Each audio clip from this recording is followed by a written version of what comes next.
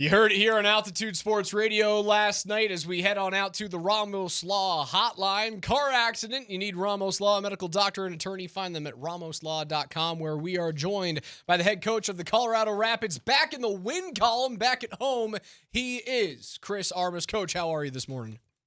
I'm great. Guys, thank you so much for having me. It's obviously a great win last night.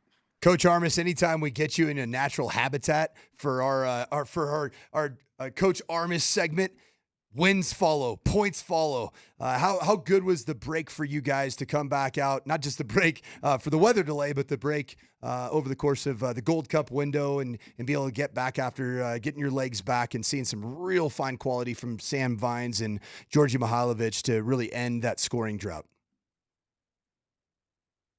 Yeah, listen, we needed the reset mid-season. Guys need the physical break, mental and emotional break. It's a lot. We ask a lot of these guys, and I've said it before to our listeners, to our fans, to everyone. We are a young team. You know, we have a very young team, so the stress is not always so easy to deal with at pro sports. So, yeah, part of being young is that they need a little bit of a break to come back recharged. And the guys have put in so much into things. And I've said that we're very close in games, even last week against Orlando, a good team. But yeah, so it's great that the guys came back recharged. We took that momentum from the week and we really threw a lot at the Galaxy. We thought it was one of our best first halves of the entire season. What can you learn from like the recent struggles with this young team? Obviously, you coach to win every single game. That's an inherent truth of sports. But with a young team, is it sometimes good for you to go through struggles during the middle of the season to kind of force that type of energy in the second half? Yes. Think about it. I tell this to the players.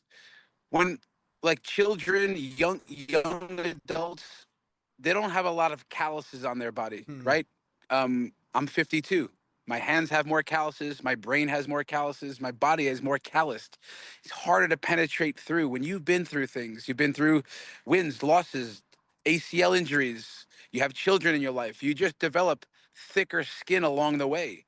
So when a young team, you don't always have those callous bodies. So things can get in, things can affect you more.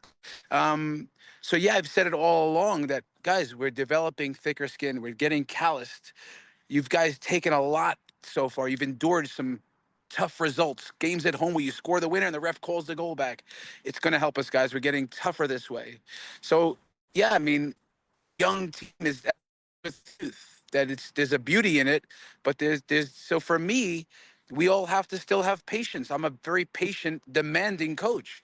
So I'm demanding. The standards are very high. I put a lot on these guys, but it's also you have to have patience. All of us.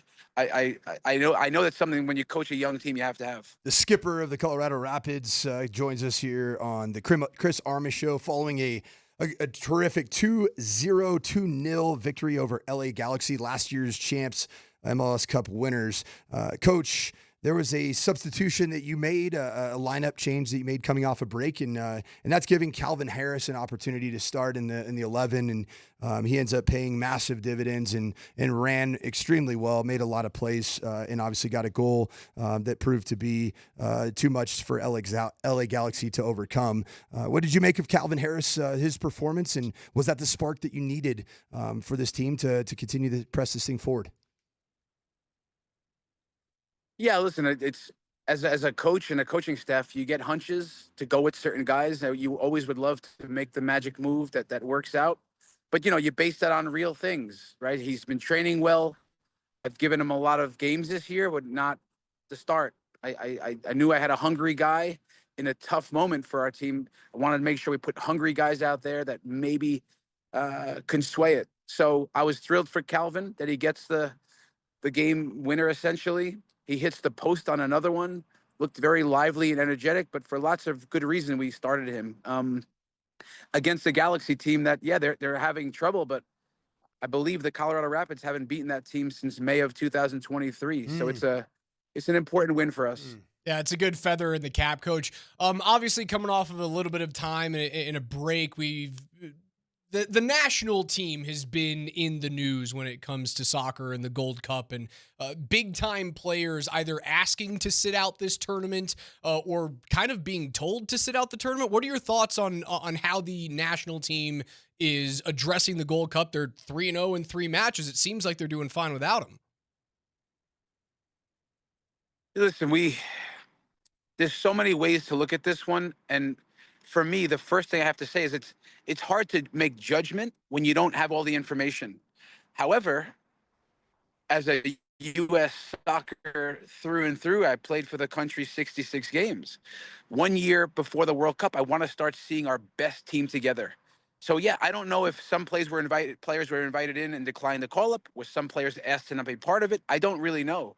However, you know, I think we want to start seeing the real deal. And yes, we're having a good run in the tournament. I expect us to be in the final game against however that can be, Canada or Mexico.